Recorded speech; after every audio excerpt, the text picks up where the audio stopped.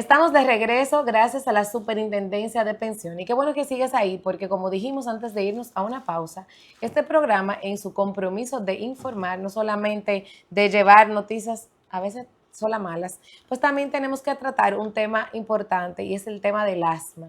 El primer martes de mayo de cada año se conmemora el Día Mundial del Asma. Esa condición o esa enfermedad, vamos a averiguar en un ratito si es una enfermedad o es una condición, que habita en todas las familias. Siempre hay alguien que la padece o un conocido, que puede ser muy mortal porque también afecta a ese nivel, pero que también es tan corriente y común que se habla de asma muy a la ligera. Está con nosotros la doctora Estela Báez, doctora en medicina por la Universidad Católica del Cibao, UCATESIS, pediatra en el Hospital Dr. Arturo Grullón, avalado por la Pontificia Universidad Católica Madre y Maestra, y una subespecialidad en neumología pediátrica en el Hospital Pediátrico Dr. Arturo Reed Cabral, avalado por la Universidad Autónoma de Santo Domingo. Actualmente ejerce en el Hospital Metropolitano de Santiago, el HOMS. Bienvenida, doctora. Mil gracias estar aquí con ustedes, hablar sobre este tema súper importante que es el asma, que no solamente afecta a los adultos, también a nuestros niños. Y bueno, saluden, como yo soy mamá de 3 niños, entonces yo quería hacer muchas preguntas. No, la bienvenida a la doctora. Yo soy padre de 2. Es verdad. Doctora, ¿qué es el asma? Y como Tomás no tiene hijos, no lo vamos a dejar saludar. Para que el televidente de una manera llana entienda qué es el asma. Así es. El asma, en primer lugar, es una enfermedad, no tanto una condición, es una enfermedad inflamatoria crónica de las vías respiratorias. Me explico. Tenemos unos conductos, unos tubitos, los cuales permiten la entrada y la salida del aire hacia los pulmones. Esos conductitos se van a inflamar y se van a reducir, se van a estrechar debido a esta inflamación, y esto entonces va a causar dificultad para respirar en nuestros niños. Y otros síntomas que le acompañan, como es esa tos, un pitido o silbidos, también ese dolor, esa opresión en el pecho, como pecho apretado, y también dificultad para respirar puede contener esta enfermedad. Por eso le dicen que es inflamatoria. Entonces es una enfermedad, no es una condición. Quien tiene asma es una persona enferma. Así es. Eso no se quita. El asma no se cura, pero sí se controla, afortunadamente. Doctora, que eso es importante. Una pregunta. ¿Se nace con la enfermedad o se puede desarrollar a través de los años? No se nace con esta enfermedad, sino que hay predisposición genética.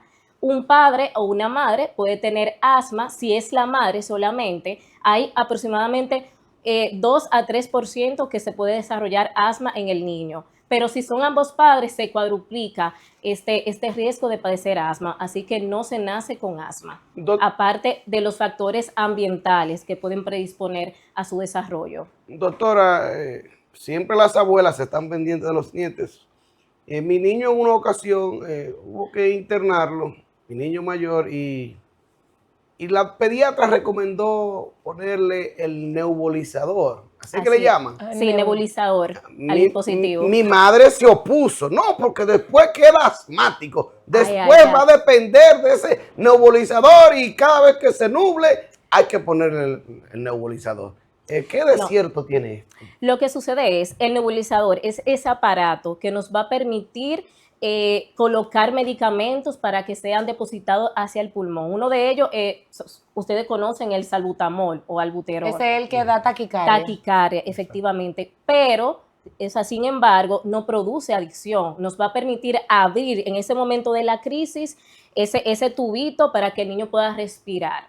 Pero no crea adicción. No crea adicción. O sea, no va a depender el niño de... No, para nada. Y a veces puede ser simplemente en ese momento una infección respiratoria que le esté conduciendo a esa sibilancia, a ese pitido, pero no quiere decir que ese niño tal vez sea asmático.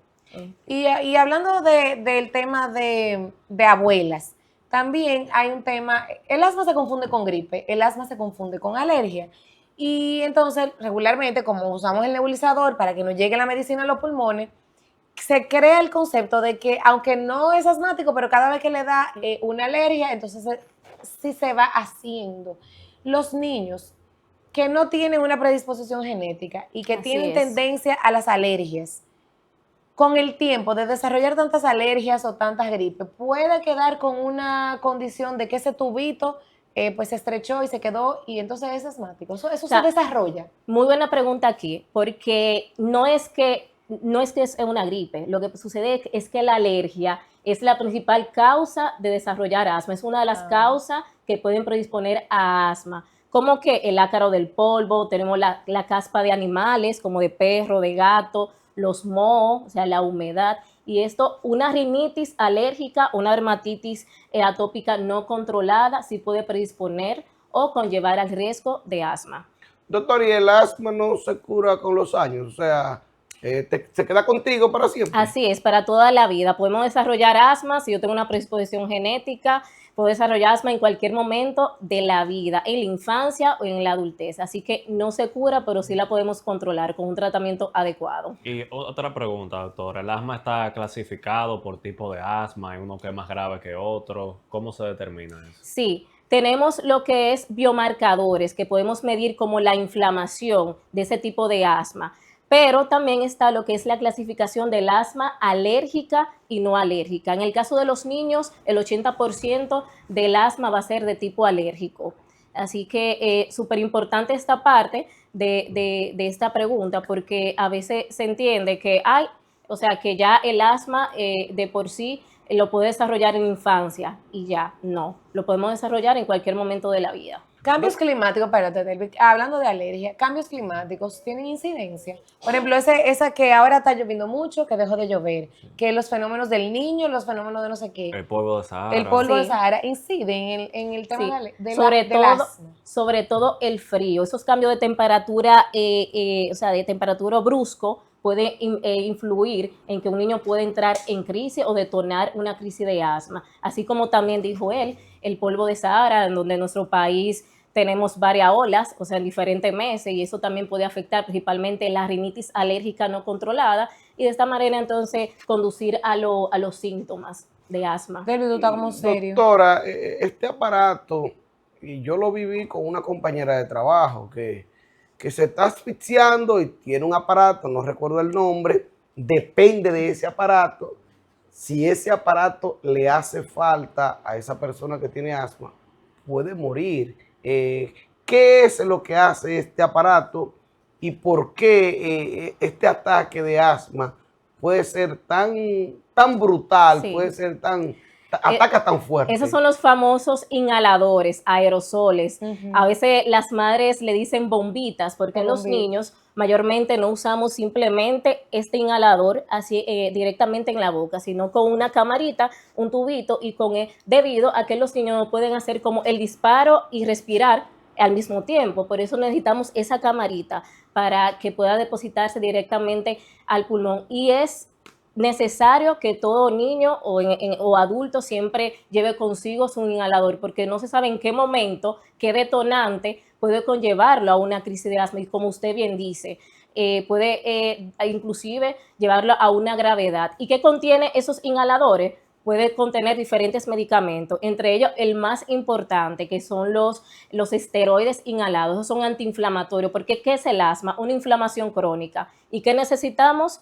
Esos antiinflamatorios, los esteroides inhalados, que son diferentes, son diversos, lo que podemos utilizar. Pero entonces lo que dice Delvis, usted, primero está el tema de que no se crea dependencia de esos medicamentos. Sin embargo, por lo que usted dice, una persona que padece la enfermedad debe de tener siempre su inhalador y de no tenerlo puede llegar a morir por falta de Sí. aire. ¿Qué sucede aquí? Que si el asma, por ejemplo, de ese niño no está controlado, tiene que usarse ese medicamento por un tiempo prolongado. ¿Por qué tiempo? Eso me lo va a decir el niño, cómo esté, qué tan controlado no esté su enfermedad. Así que por eso no es que va a ser para toda la vida, va a llegar un momento en que ese niño no va a tener nada de síntomas y va a decir, ay, me curé de asma. No, no se curó. Lo que sucede es que va a estar controlado debido a que utilizó un tratamiento adecuado para el asma. Entiendo, Pero doctor. tú no le quieres preguntar de los ensalmos.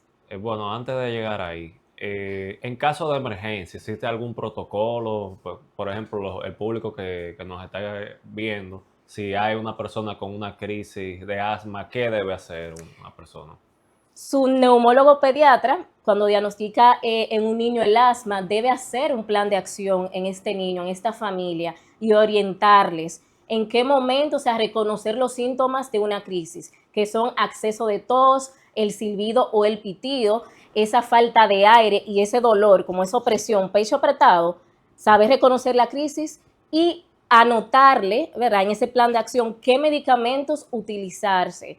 Y si el paciente mejora, luego de utilizar esos medicamentos, pues comunicarse con su médico. Si no ve mejoría, pues ya debe acudir a una emergencia para que sea evaluado. Pero si hay una situación de emergencia, la persona no tiene su inhalador, no hay algún método que se pudiera utilizar. Debe acudir directamente a la emergencia si no tiene su inhalador en ese momento para que sea nebulizado.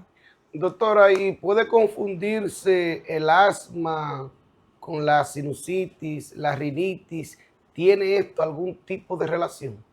Son condiciones que hacen que el asma no se controle. Por ejemplo, la rinitis alérgica es la inflamación crónica de la nariz, de la mucosa nasal, entonces conlleva a síntomas como estornudo, que me pica los ojitos, que puedo toser. Si yo no controlo esa rinitis alérgica, entonces seguimos con lo que son esos cavidades que tenemos aquí, los senos paranasales, que conllevan a sinusitis. Si no controlo la rinitis y la sinusitis, pues mi asma no se va a controlar en ningún momento.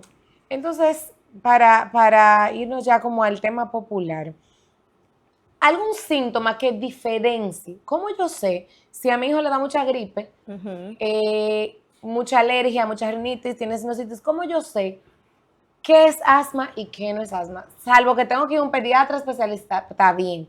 Pero yo en la calle, como dice Tomás, alguien con un ataque de asma o lo que sea, ¿cómo yo diferencio que no es un ataque de tos seca, que no es alérgico para darle un antialérgico o funcionaría un antialérgico a un agente de asma? ¿Qué me diferencia el asma de cualquier otra condición o enfermedad? Así es. Puede ser difícil en algunos casos porque a veces los niños no saben manifestar los síntomas. Entonces, ¿qué caracteriza el asma? 4 síntomas. Ese acceso de tos, un pitido que se puede oír, o sea, a simple vista, dolor de pecho, usted va a ver que el paciente va a estar así como agitado, con dificultad respiratoria. Sin embargo, los procesos virales siempre se acompañan de fiebre. A veces el asma no se acompaña de fiebre, no siempre, ni las alergias tampoco.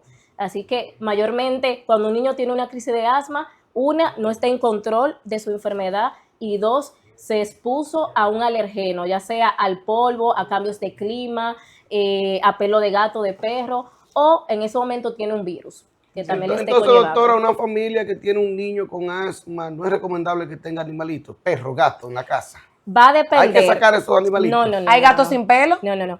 Bueno, realmente va a depender, porque si ya ese niño que lo está tratando su neumólogo fue revisado por un alergólogo, le hicieron pruebas, ¿verdad?, de alergias y no es alérgico al pelo de gato o al perro, no hay por qué entonces no tener esa Doctora, mascota. esos gatos están en el sofá y tiran esos pelos por todas partes. Doctora. Eso sí, pero no todos los niños, o sea, pueden desencadenar una crisis simplemente por el pelo del gato o del perro. No todos. Entonces, Y otra pregunta, ¿qué cambios en la vida cotidiana tiene una persona con asma? ¿Qué se debe restringir de hacer? Hay personas que se cuidan menos, que yo he visto que tienen asma y de vez en cuando se fuman su cigarro.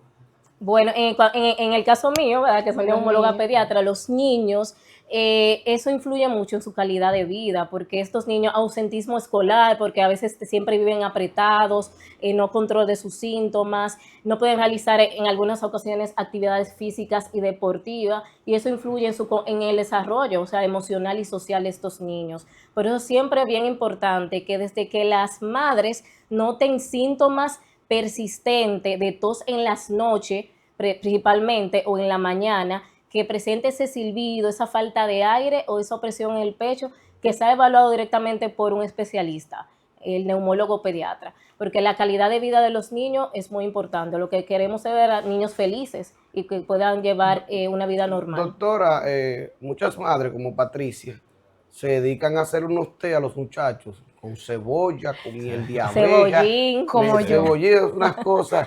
¿Qué usted dice de estos té que Patricia le proporciona a esos muchachos? Melaza. claro. Yo siempre digo a las madres y a las abuelitas cuando van, pueden dárselo. La miel es lo único que está científicamente comprobado que mejora la tos. Lo pueden dar sin dejar el tratamiento del asma. Como paralelo. Y a eso iba.